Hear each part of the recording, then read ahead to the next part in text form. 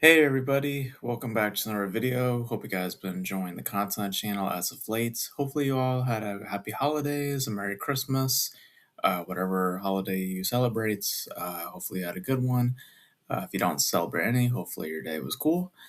But we're back with another video. Just decided not to put out a video because Christmas, just want to spend time with family and stuff like that. Um, I'm actually recording this on Christmas Eve, so I'm just planning ahead just because I'm pretty sure tomorrow I'll be doing things with my family. But we have arrived now at the end of the year. We are very fastly entering 2026, and that calls now for some recaps on this year. Now, there's still a few films here and there that we'll need to see. We talked about, of course, Avatar: Fire and Ash, and seeing how that will perform this weekend, and we'll get a kind of a gauge as to where things are probably going to be for that. Um, but other films that are coming out this weekend, like Anaconda, what was the other one? Song Blue, the Hugh Jackman biopic thing, as well as some other films that already came out, like SpongeBob and stuff like that. I think it's safe to assume, based on the projections and just generally how those films have done, that those are probably not going to end up doing much of anything. So really, all of it is left at this point is Avatar. So I feel right now it's appropriate to examine the year that was 2025 for film generally. And man, it was a rough year. Just to put it bluntly, it was a rough year. If you had watched any of my box office recaps every single month leading up to this month, I was presenting optimism every single time at the end of those videos, and I was hoping that maybe it wouldn't be as bad as I thought it was going to be. Because I had this feeling, and I was thinking maybe it was my cynicism talking that, oh my god, like this is shaping up to be a rough year, and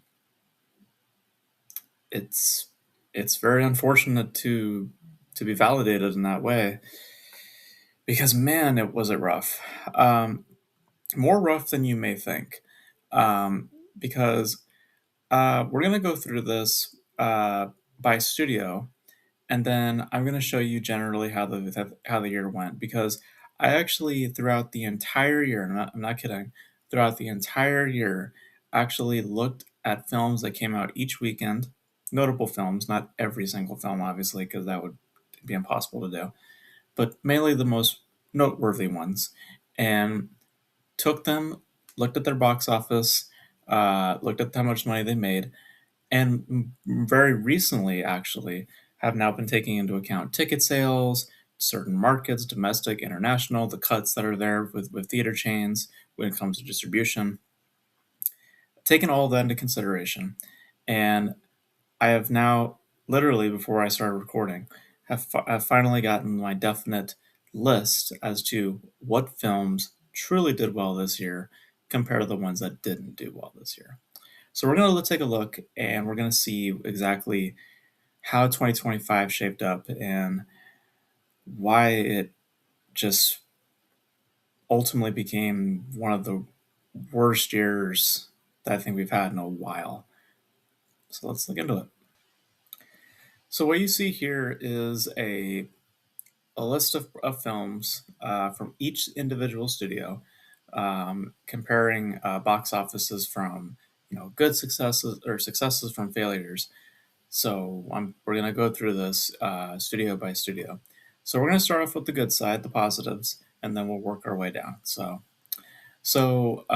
And also just to give you guys some validity to my claims, in this case right here, Neon, we had two films of which that I found did well for them, which was Presence and The Monkey. Now, if we go look at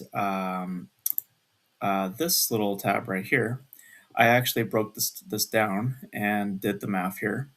And as you can see, Presence had like a $2 million budget attached to it, and then because just so we understand before we get into this fully, this number here, the total gross that's made off a film, you have to remember this.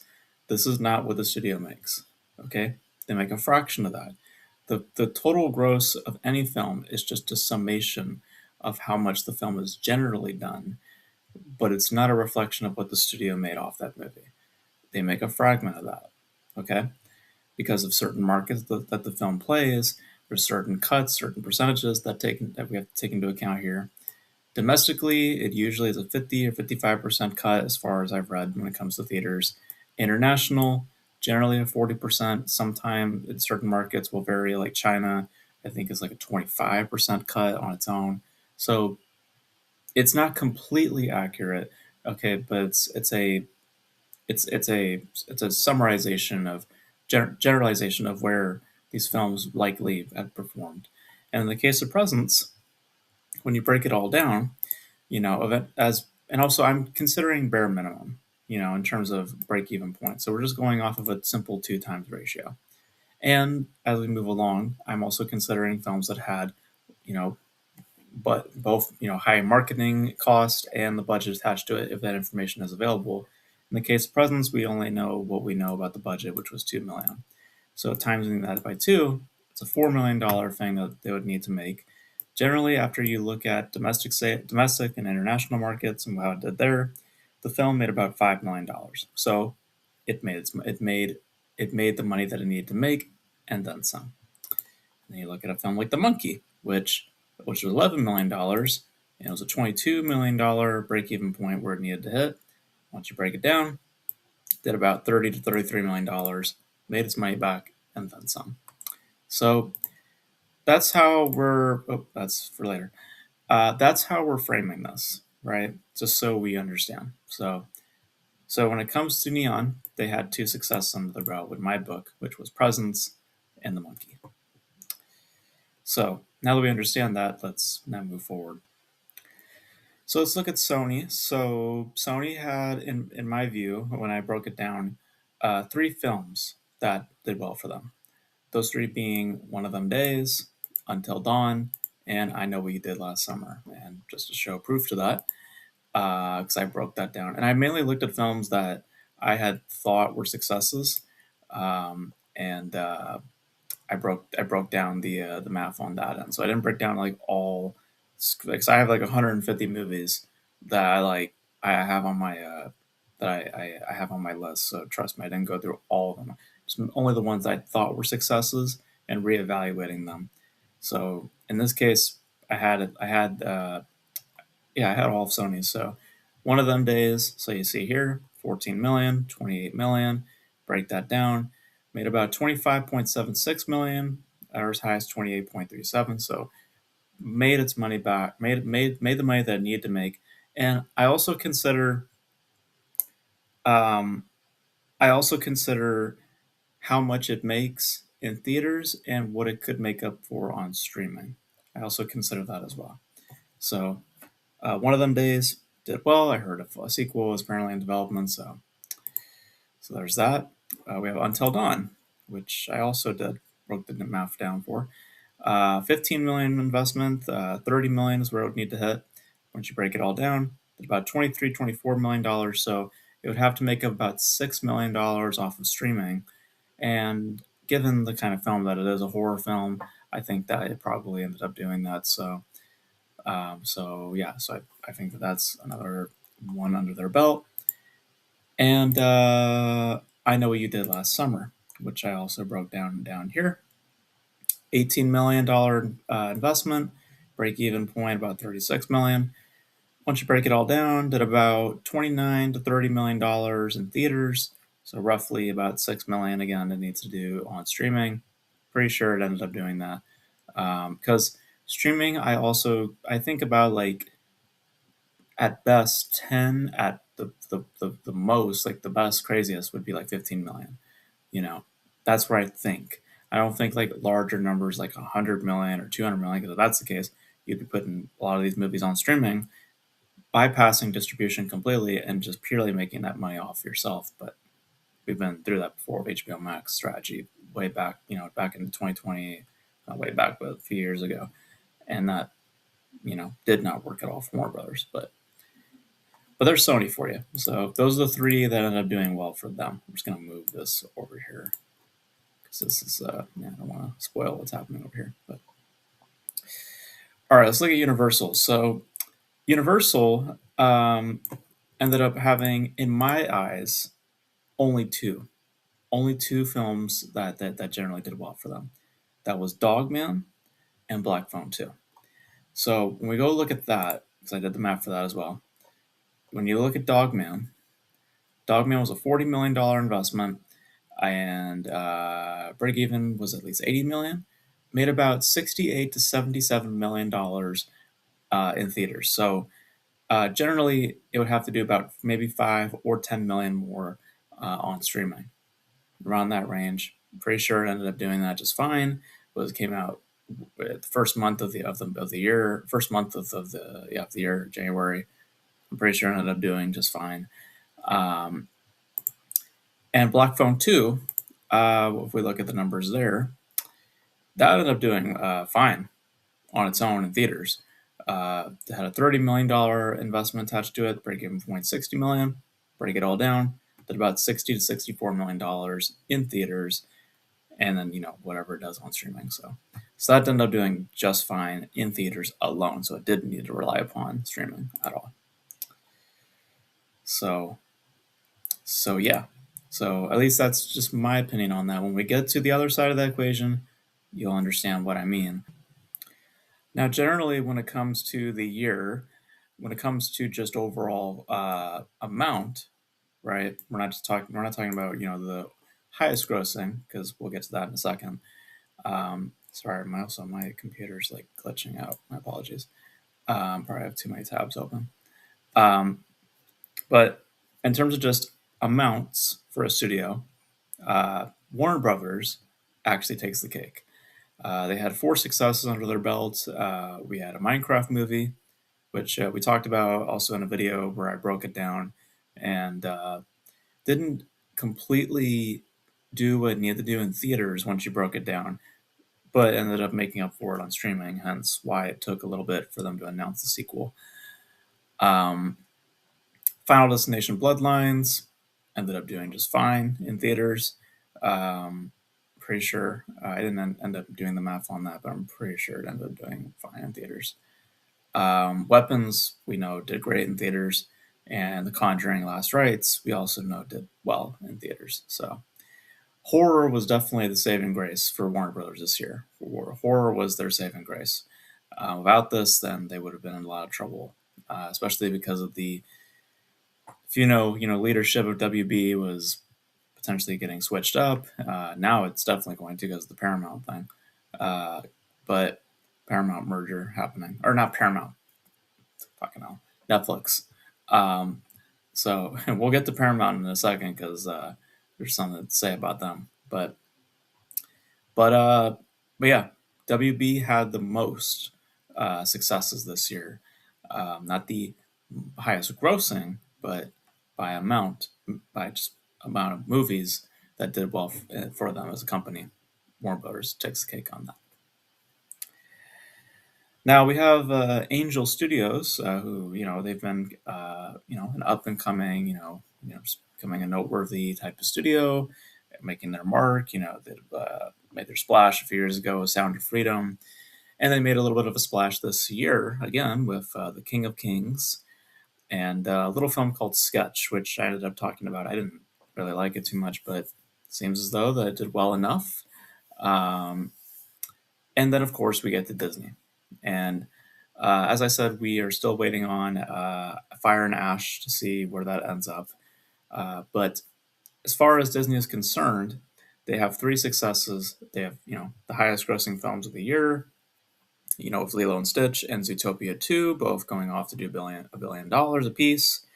And Freakier Friday ended up doing just fine. I have the numbers for that here, actually, when I broke that down right here. So, it was about a $42 million budget.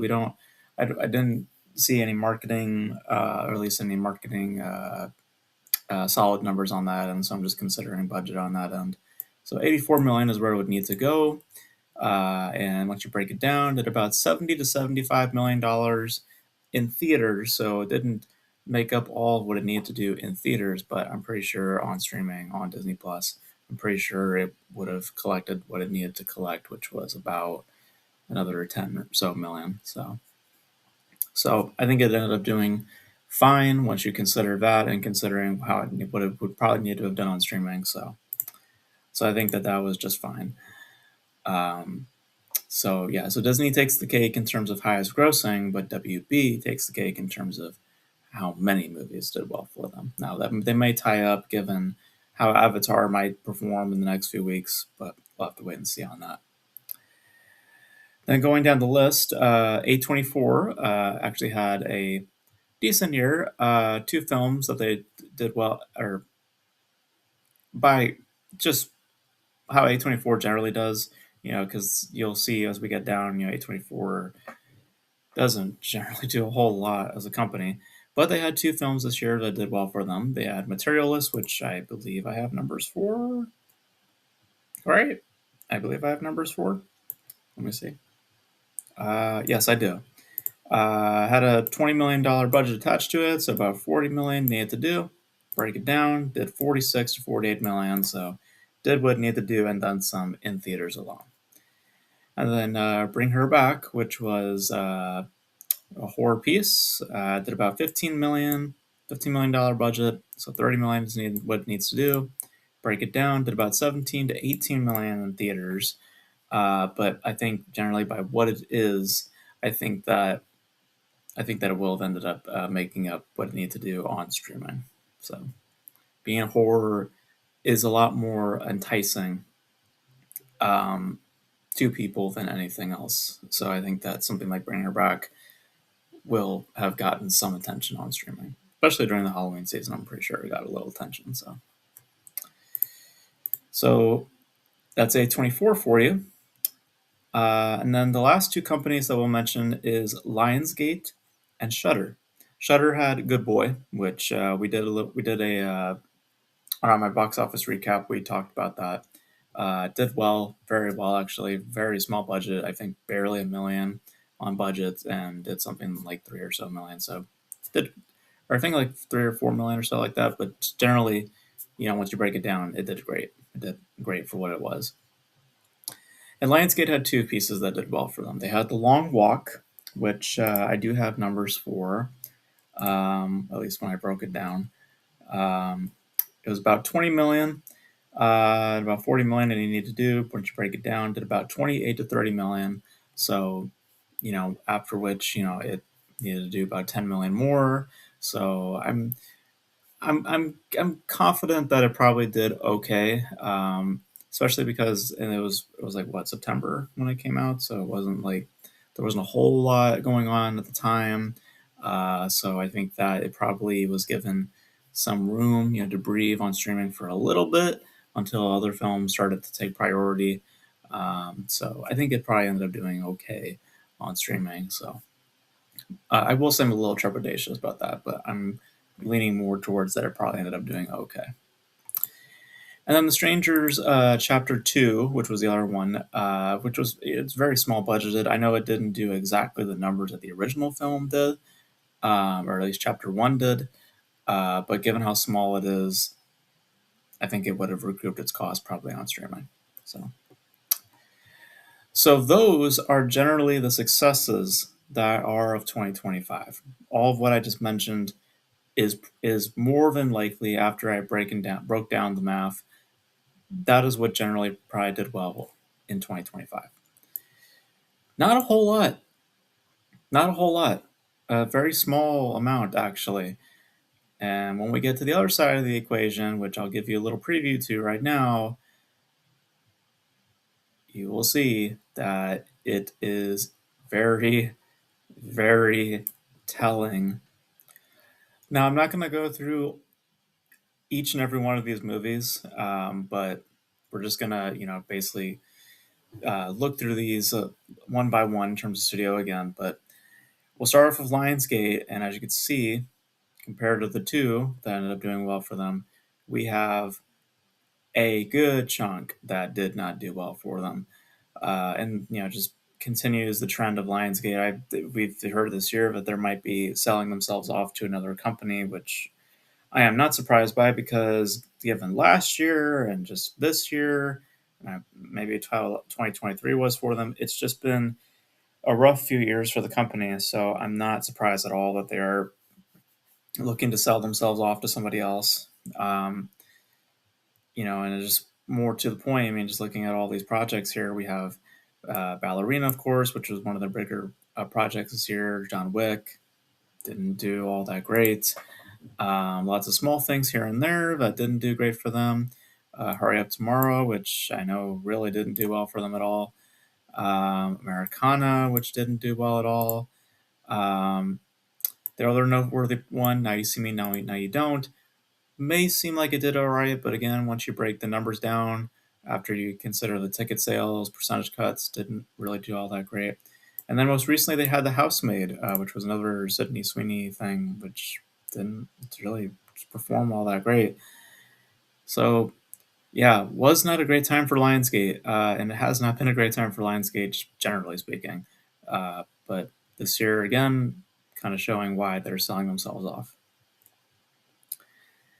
But in terms of all the companies this year that had the worst, I think that trophy goes to Universal Pictures because when you look at Universal compared to the two that did well for them, yeah, it was a rough time for Universal. Now, you might be thinking, well, there's only a few things that came out from Universal. You're only thinking about the high profile things like Jurassic World and Bad Guys 2 or How to Train Your Dragon or Megan. That's just a sampling of what else that came out this year, like films like Wolfman, Love Hurts, Bridget Jones, which I thought ended up doing well, but then I broke down the math and it's like it had to do like 50 million or so on streaming, and I don't think streaming is that strong to pull in numbers like that. So no. Um, Little films like that, Black Bag, Woman in the Yard, Phoenician Scheme, Nobody 2, Honey Don't, Downtown Abbey, Him, Gabby's Dollhouse, Begonia. These are all films that are under Universal's umbrella. They are, in relation, like the Focus Features and other stuff like that, still falls under Universal. But talking about their big projects, Wicked for Good did not do all that great. Once you see the numbers as they stand now, really did not do much of anything, and basically soured that investment. I mean, they are gonna face losses on that front. So, a bit unfortunate there. But their biggest successes, because some people are probably going to look at it as such, How to Train Your Dragon, and Jurassic World Rebirth. I have the numbers here, and I want to show you. And again, I could be wrong about this. I could be off base, but just look at this real quick and just tell me what you think. So, How to Train Your Dragon had an investment of $250 million. We know it was a $150 million budget and about $100 million in terms of marketing. So it did over $600 million at the box office, which sounds great on paper, right? And that's how they always hope you take it as, is what it looks like on paper. But that's not what the company makes. When we break it down, the film, firstly, it needed to do about $500 million as it stands with that entire investment. After you break it all down, it did about $280 to $290 million in theaters. So this film would have had to have done $300 million or so on streaming for this to be profitable. So, in essence, a film like How to Train a Dragon probably should have gone to at least 900 to $1 billion in order to have seen a return on that investment. So, yeah, I don't see how this was a success. And I think that the company is probably viewing it, and I've talked about this before, I think they're only looking at it in terms of budget. I think that they're only looking at it in terms of that because when you look at it that way, only 150. So hey, $300 million the film has to make. Then you can see how their profit off of the film in theaters actually looks a lot stronger once you ignore the marketing efforts. So maybe that's how they're taking it. But And maybe a similar rationale is happening here with Jurassic World Rebirth because their investment was a little bit higher this time with $280 million, 180 for budget, 100 for marketing. This one often did 869.11 million. Break it all down there, and break even point, how much the film needs to make generally, or see a return on investment for the studio, $560 million. Did about 381 to 398 million dollars. So generally, it has to do about maybe an additional 100 million on streaming in order to be considered a success. Doubt it. Really doubt it. And again, I think that they're considering only the production because that is 180. So times that by two, that'd be 360 million. You can see where they might be happy with it if they're only looking at it from that view. If they're just ignoring the marketing, then they're looking then the one, they're being naive, but two, that's how they are justifying these investments, and that's why something like How to Train a Dragon is getting a sequel, and you know why Jurassic World Rebirth may or may not get a sequel in the future, which that shouldn't, but that's that. And if something like Bad Guys 2, just to also bring that up too, 80 million there, it's 160, but then generally it did about 100 so million once it's all said and done. Have to do an additional 60 million on streaming, so no. So you can see where Universal had it rough. They had it pretty rough. We have things that go without saying. Megan 2.0 not doing great at all. Little things like Nobody 2 didn't do great at all. Wicked we talked about. It was just generally not a good year for Universal. Like a really rough year. It was a rough year for everybody. Let's just be honest. But I mean, Universal especially, they had it rough. Um, Both on their big fronts and their small fronts.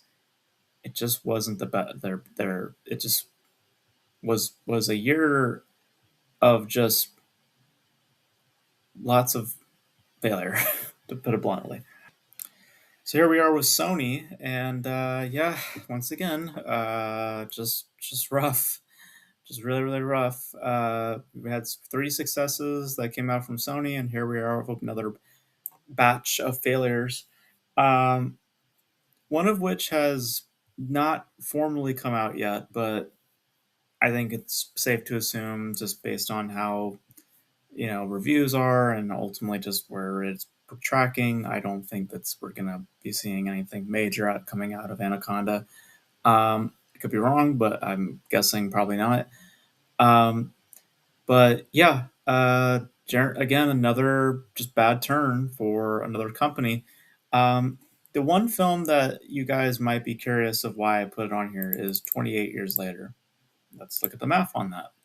28 years later, when you go look at the math done on that end, if my computer is not glitching out, oh Lord, um, there we go. When you see the numbers on that end, had a $60 million budget, so timesing that by two, it'd have to do about 120 million. The studio, Sony, has to make 120 million dollars off that movie. Um, it did about 151 million in theaters total gross. Break that all down, domestic, international, with the percentage cuts there. This film made about 67 or 7 to 71 million dollars for Sony. So that means that this has to have done an additional 50 million on streaming in order to justify the investment. So I don't think it's considered successful for the company, and um, I think that keep in mind they greenlit two movies. So that's why you're probably wondering, well, we have a new film coming out next month. Well, they greenlit two movies, so they already were guaranteed two. It's like this whole thing without the Avatar movies. You were guaranteed two more movies, um, but that doesn't mean that they're going to do another one, right? Also, a little bit of an observation: the new film coming out is coming out in January, which is a dumping ground for movies, which is where studios don't have a lot of faith in those products. So they just want to push them out of the way first and then get through the year. As it stands, remember, 28 years later, came out in June.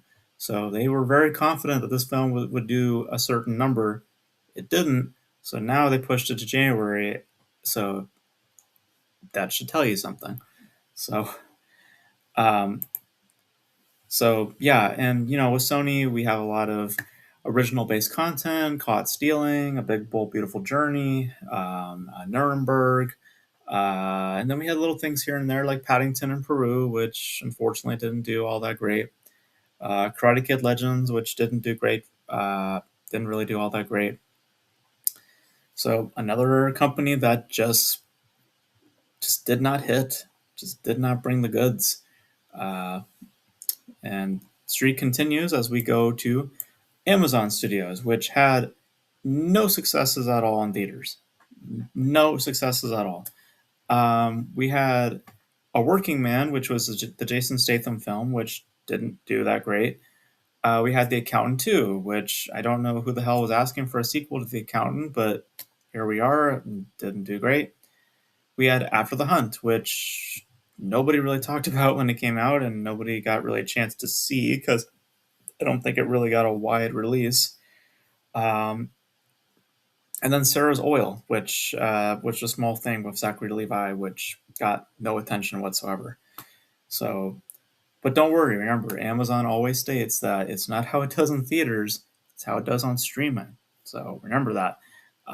So it doesn't concern them at all how what it does in theaters. It's just how what it does on streaming, even though they put it in theaters in the first place because they know what they're doing there and they're looking for a certain kind of money, but they didn't get it. Now here we are with Paramount Pictures. You may have noticed that none of Paramount's films actually made it to the successes. Kind of makes me wonder why they're so aggressive with this whole wanting to get Warner Brothers. Kind of makes me wonder exactly because when you see how their year went, you might understand a little bit more so why. Because, yeah, it was a bad year for them. None of their films did well. Mission Impossible: The Final Reckoning, we all know, was a huge flop, losing them like loads of money because we know it was an incredibly expensive endeavor. I think it was like a $400 million thing on top of marketing expenses. So it was like Avatar numbers. Like it was just insane how much that thing cost. Um, then we have little things here and there like Smurfs, which didn't do great. Um, we have SpongeBob, which again just came out, but again, seeing the numbers there, just I don't think that's going to do much of anything. The Running Man, which was another big flop for them. Naked Gun, which you might think was their saving grace this year, but when you do the math again, when I bring it up here, if I could find it, my computer is just glitching out. My apologies. Um, you'll see 42 million was its budget, and it needed to do about 84 million in order to. Paramount needed to make 84 million off the movie. Did about 100 million in the box office, but once you do the math, uh, profit wise, they made about 46 to 48 million dollars off the movie. So they would have to have done an additional 40 million on streaming. And given how popular Paramount Plus is, I doubt that that was the case in the case of The Naked Gun. So, and that's why you're not hearing a whole lot of chatter about a sequel either. So. Other films like Roofman also didn't do great as well. Regretting You, which is very ironic in terms of the title. It was not a good year for Paramount at all. It was a very rough year. Um, you can see why they want a company like Warner Brothers under their belt because there's a lot of juicy properties that they probably can get a hold of and that can help uplift their company a little bit. Also, maybe relieve them of some costs when it comes to certain endeavors potentially, or at least with or no, scratch that. I don't know what the hell I was talking about. Um, like it gives them a lot more properties to play with, basically, because what they got coming out just ain't working. So, so there's that. Then we have A24. Now, A24 just they generally don't have great years. They generally don't because a lot of what they do, of course, is original based content, and a lot of that content is not going to register to audiences. Fortunately, this year there were two films that did register, but a lot of these didn't. Now, Marty Supreme has yet to come out yet. in a large window. But again, seeing how that film is tracking, I doubt that it's going to do much of anything, especially because it's also a much more pricey gamble this time. We're talking 70 million for that film, so no, I don't see that doing all that much for the company. And other films that we know of, that didn't do great. Eddington didn't do all that great. The Smashing Machine, we all know, really did not do great at all. It was the lowest opening in Dwayne Johnson's career. Very unfortunate, just because it was a starting point for a different direction in his career, and probably not blossoming in that direction for a while. Eternity, which was the Elizabeth Olsen Heaven thing. So yeah, A24 just generally doesn't do great. I always am fascinated to know how they're able to keep their company afloat, because they generally just have more losses than wins under their belt. So it does. I am morbidly curious. I am curious to know like how they're able to keep their company afloat, because I always see that their company struggles each year financially when they go to theaters. So, and then we get to Warner Brothers. So as much as Warner Brothers had um, the um, the most successes this year, they also had some notable misses. We had Mickey 17, which was one of the first major loss that they had this year.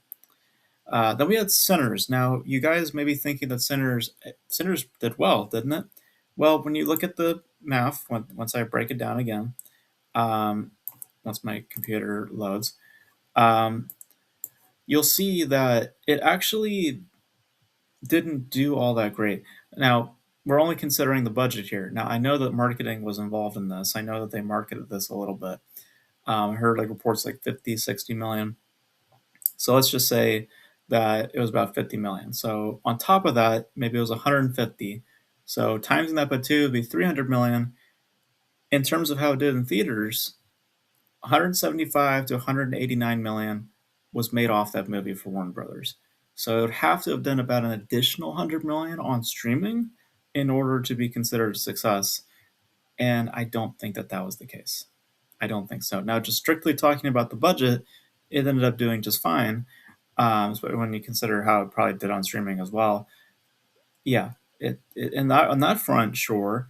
But with the marketing efforts that are probably on top of that, probably didn't end up doing all that great once you consider that. F1, which I don't exactly know the finances behind this. I know Apple was mostly behind this, and WB. I don't know if they strictly acted as a distributor. I don't think that they did. I think that they contributed to like marketing efforts, and I don't know if they co-financed the movie or not. I'd have to look that up, but that generally though, for anybody, it was not a great thing once you break down the math there. And then we get to Superman. Now, Superman, I know people have their takes on how the box office went. Obviously, if you're to break it down, with the percentage cuts that are involved domestically and internationally, the film generally did not do well. And they have their charting of the course as they are with this universe, so they're just moving in the direction that they're taking, and seeing hopefully if things can change. We have Supergirl that's on the horizon now. We just got a trailer. I doubt that that's gonna really switch things up or make things better, but yeah, Superman generally was not a success for the company. And then the one that was notoriously not a success for the company was One Battle After Another, which had no business having a budget as high as it did. But here we are, and yeah, it did not do well for them. So, as much as WB had some successes this year, they had more losses than they did successes, though. As you can see from Disney, yeah, dude, this was a rough year for Disney. Um, Now, I'm putting Avatar Fire and Ash here. I'm putting it in bold just because, again, we don't know exactly where it's going to end up. But I have a feeling that it probably won't end up doing what it needs to do, because if you watch my video, that film has to be one of the highest grossing films of all time, has to be about 2 billion. If we're going to be able to see a true return on investment, it has to do about $2 billion, and I'm having doubts that it's going to get to that place. So for now, I'm going to leave it there, but I could be wrong, and I hope I'm wrong, obviously. But It was not a great year for Disney. None of their Marvel projects made them any money. Again, when you have to break down domestic and international markets and the percentage cuts that are there, in that respect, those none of those films did well. We had little smaller projects that were under their belt, like The Amateur, The Roses. We had the Bruce Springsteen film underneath their belt. Little things like Rental Family that just came and went. Ella McKay, which I just heard was pulled from theaters, uh, rightfully so, because it didn't do much of anything. Is This Thing On, which does not have a major release at all. I don't see a lot of people tuning in to even see it once it goes even wider. And then, of course, we have their other major losses. We have Snow White, which is probably one of their more major flops that they've had in a long time. So much so that they had to reevaluate their strategy when it came to their live action adaptations. This is when they canceled the Tangle film for a hot minute, amongst reshuffling other things here and there. Um, yeah, it was just a rough start for them, and then it just started getting, as the list goes on. We had Elio, which has also changed a lot for that Pacific company under Disney Pixar, changing their strategy as well, having to now do one original film with a sequel or some notable IP to go with it, which is essentially their way of saying we have no faith that original content is going to do well for us, so we have to have something there that's notable enough to keep us afloat. Speaking of notable, Tron Ares, which everyone I think still wonders why they did another Tron film in the first place, because the other Tron films never did well, so why do another one? And Predator Badlands, which, as far as I can tell anyway, did not do all that great. Didn't necessarily pull in strong numbers. So it was a rough year for Disney. They had a lot of losses, major losses, with all their Marvel projects, with their big adaptations with Snow White, on their animated fronts with Elio. It was just a bad year for them. It was just a rough year for them, and they are hoping that a film like Avatar will hopefully, maybe be a little bit of a of a of a of a happy conclusion or a happy ending point for this year. And then for next year, especially, they're hoping for things like Doomsday to really, maybe turn things around a little bit. But yeah, it was a bad year for Disney. There's no really other way to put it. It was just a bad year for Disney. Now, getting into some of the smaller companies, some of the little small ones here and there before we wrap up. Neon, just to bring them up, like I said, we had two successes there. We had Presence and The Monkey, but they had more downsides than they did successes. We had Hell of a Summer, which was Finn Wolfhard's directorial debut, didn't do great. Life of Chuck, which was the Stephen King adaptation, the one with Tom Hiddleston as the lead, didn't do great. Together, which was that uh, kind of body horror film with Dave Franco. Yeah, that didn't end up doing great. Shelby Oaks, which was Chris Stuckman's feature debut, the YouTuber, the film critic. That didn't end up doing great. And Keeper, which recently came out, which was the Monkey director, his next film after Rich. There was the Monkey, and then came Keeper from the same guy. Also did not do great. So yeah, so they did not have a good year either. Angel Studios also did not have a great year either. They had films like Rule Breakers, The Senior, Truth and Treason, little things here and there that generally didn't do great as far as I can tell, and David, which didn't exactly open to strong numbers, especially when you consider the budget, which I've heard was about like 60 million. And opening to something like 20 million, not exactly a great start. And I doubt is going to have many legs once we go through the next couple of weeks. I seriously doubt it. Maybe I'll be wrong. Maybe we come out of this weekend, um, and maybe it pulls even stronger or pulls in higher numbers. I have no idea, but I seriously doubt it. Um, but Little small companies here and there. Vertical, they had two films in the Lost Lands, which was a Dave Bautista, Mila Jovovich. I think I forget how to say her last name. Resident Evil lady. Yeah, that film didn't do well. Eden, the Ana de Armas on an Island film, Ron Howard directed. That one didn't do well. I threw in Netflix because there's one film of theirs which I know I know pretty certainly didn't do well, which was The Electric State, which was a $300 million investment, and they didn't say anything about how that film performed on their streaming platform. So I'm taking that as confirmation that that didn't do well. We had The Toxic Avenger, which didn't do well from Cineverse. We had two films from Blicker Street, which didn't do well, which were Spinal Tap 2 and Facum Hall, which I'm still curious to see. That I love that. I'm curious to see how that film did.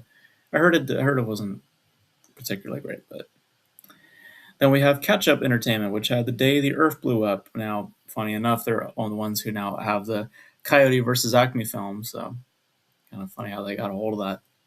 Magnolia Pictures with The Carpenter's Son, Black Bear Pictures with Christie, which very notably did not do well at all, which was, I think, had one of the worst openings of all time. Uh, and Moopy, which had a Dime I Love, which generally did not do well. So yeah, it's not been a good year for anybody. It's been rough. It's been very very rough. And now even more so to prove my point, when you put all these movies together, or at least a lot of these films together, on top of other films that I will bring up, that I also added to my list, here is the true list of films uh, that I have put together. Um, of the successes from this year, from the failures. As you can see, there were about 18 films, not including Avatar, uh, that were successes for the company.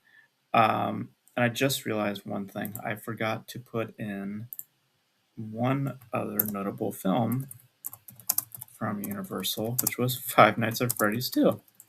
My apologies on that. I completely forgot to add that film.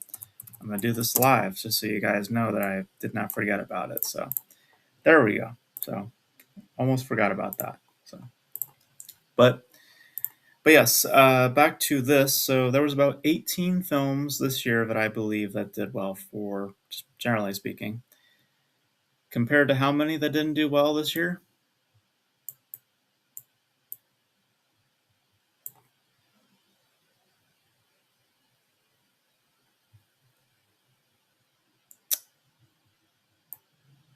Wow.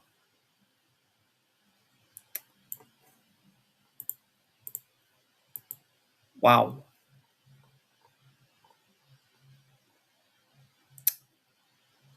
Yeah, dude. Um,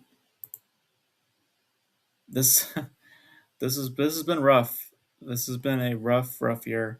I think I forgot to add this film too on Paramount's front. This is a Paramount film, right? Novocaine. Um, yeah, I'm gonna add that right now, just so we have this nice list here. But goddamn, it has been a rough year, guys. It's been a rough year. Um, yeah, dude. Yeah, it's been rough, man. Um, really really rough. I'm just noticing there's little films here and there that I have not added, so I'm just gonna continue talking, and you'll see as I add little films here and there. But because I forgot about some films like that, which also didn't do great. But yeah, man, just damn, goddamn, it has been rough, to put it lightly. Um, and it only gets worse the more I look into it. Um, so yeah, yeah, dude, it's it's been rough. It really really has. And the hope, obviously, is that next year is better, and we can only hope. But I think that if I'm just being completely honest with myself, if I'm just looking at what is coming out next year, and we will do a video about that, we will be looking at what next year has to offer, and we'll be seeing, we'll be, taking a gamble at how next year will be. I'm worried. I gotta be honest with you, I'm worried. Because I said the same thing, I think, coming into this year, where I thought this year would probably be a little bit better. Turns out it actually potentially was worse than 2023. And 2023 was a rough year for a lot of studios. I think this was a worse year. I think that when you look at it and you look at how generally films have performed, it's been rough. It's been rough. And I think that 2023, comparatively speaking, wasn't as bad as this. So, yeah. And I know that there will be, the media will spin it the way they do. They'll throw the raw gross at your face saying, oh, look, it made 800 million. Oh, hey, it made 700 million. Oh, hey, Disney crossed $6 billion this year, which who the hell cares? Those are all smoke and mirrors. You have to do your research. You have to do your own math, all this stuff you have to consider with percentage cuts and all that. When you do all that, you get a real picture of how things of movies are performing. And been it's been bad, man. It's been bad this year. And I'm hoping that 2026 is a little bit better, but I'm worried. I am genuinely worried. I don't think that there's a lot of things out there that are going to be pulling. Like, there'll be some. We know, like, Toy Story, Avengers, Dune, stuff like that. Well, I don't know about Dune. We'll see, because we got Avengers and Dune potentially on the same day, which is, like, ridiculous. Which I don't think that's going to hold. I think one of those films is going to get delayed. But my point being is that I think we're still headed for trouble. But we'll talk more about that in the next video. But generally for this year, guys, it's been rough. It's been a rough time for everybody. Nobody was safe in 2025. Nobody came out really all that clean. Disney, again, making up most of the money this year, with the exception of the foreign market with that one film. Was it Niha 2, which been often did like billions of dollars. Doesn't mean though that they came out clean though. So yeah, man. That is it for my thoughts on 2025. It's been rough. It's been a rough time, and I'm getting worried that we're looking at more chaos to come next year. But we'll talk about that in another video. But for now, you guys know your thoughts on 2025. You guys let me know, how do you guys feel this year went? Do you guys feel like it was a good year? Do you guys feel like it was a bad year? Let me know. And let me know your thoughts on my math. Do you think I'm wrong? Do you think I'm off base? Let me know all your thoughts relating to all things this year, cinema-wise, in the comment section below. And that's going to be it for this video, guys. Thank you guys for tuning in for this long video. I'm pretty sure this is like close to an hour at this point. Thank you guys for sitting. If you guys did, very much appreciate it. So let me know all your thoughts in the comment section below. And that's going to be it for this video, guys. Thank you guys for tuning in. And until then, I will catch you guys in the next video. Bye.